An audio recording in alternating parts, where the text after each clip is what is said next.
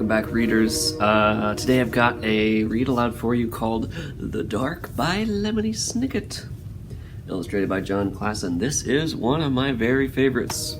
I love to read this book aloud to students. When I do it in my real-life classroom, we turn off all the lights, and we close the windows, and we make it real dark and spooky. I often read this for Halloween, but we're also here at the end of the year where the nights are getting long, some of the darkest days in the year as we read. So it's appropriate. Let's read The Dark by Lemony Snicket. By the way, if you've not heard of Lemony Snicket, a great author for children your age, writes a series of books called The Series of Unfortunate Events that were very popular when I was a teenager and that are still great and beloved by children. Let's get into it. Laszlo was afraid of the dark.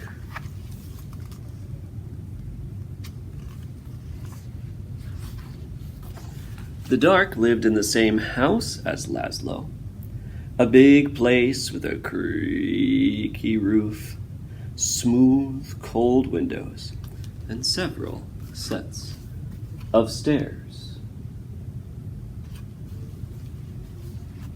The dark lived in the same house. Sometimes the dark hid in the closet. Sometimes it sat behind the shower curtain. But mostly it spent its time in the basement. All day long, the dark would wait in a distant corner, far from the squeaks and rattles of the washing machine, pressed up against some old, damp boxes and a chest of drawers nobody ever opened. At night, of course, the dark went out and spread itself against the windows and doors of Laszlo's house.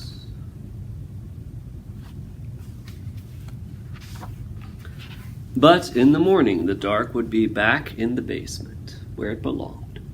Laszlo would peek at the dark every morning. "Hi," he would say. "Hi, dark."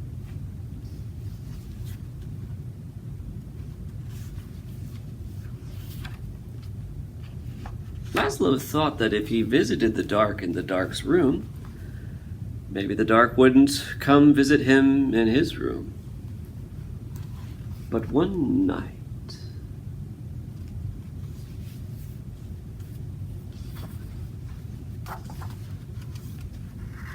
it did. "Laszlo," said the dark, in the dark. The voice of the dark was as creaky as the roof of the house, and as smooth and cold as the windows. And even though the dark was right next to Laszlo, the voice seemed very far away. "What do you want?" asked Laszlo. "I want to show you something," said the dark.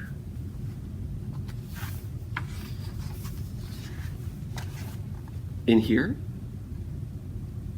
"No," said the dark. "Here?" "No, no," said the dark. "Downstairs." "Downstairs? Downstairs?" "Yes," said the dark.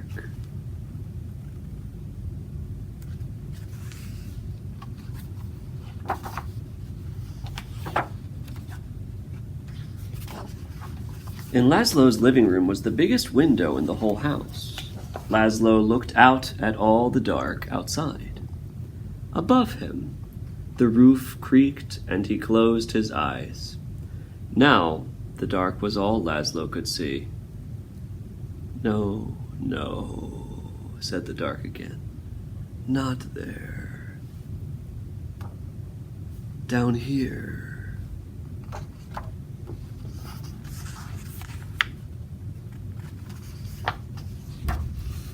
In the basement?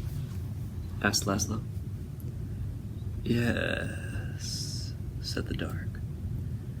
Laszlo had never dared come to the dark's room at night. Come close, said the dark.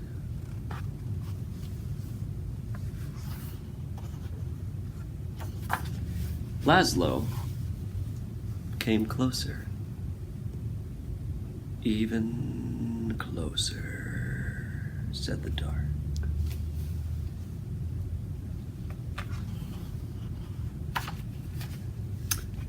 You might be afraid of the dark, but the dark is not afraid of you.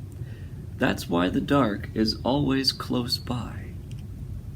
The dark peeks around the corner and waits behind the door, and you can see the dark up in the sky almost every night, gazing down at you as you gaze up at the stars.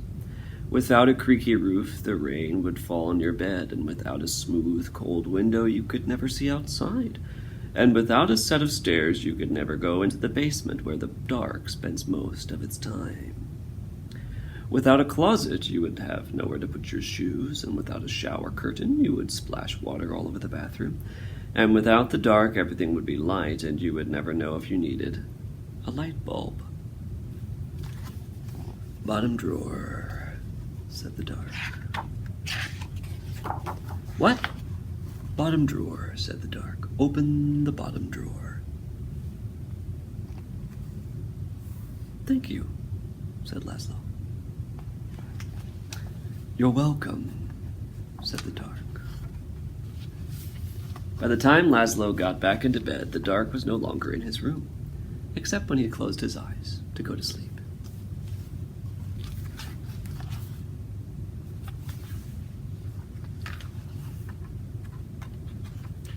The next morning, Laszlo visited the dark in the basement. Hi, he said. Hi, dark. The dark didn't answer, but the bottom drawer was still open, so it looked like someone was in the corner, smiling.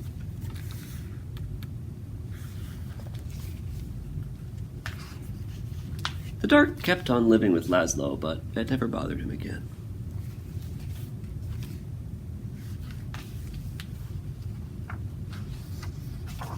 If you like that book, you might enjoy more of the magical storytelling of Lemony Snicket, who makes scary things sometimes feel a little less scary, although along the way he does like to spook you a bit.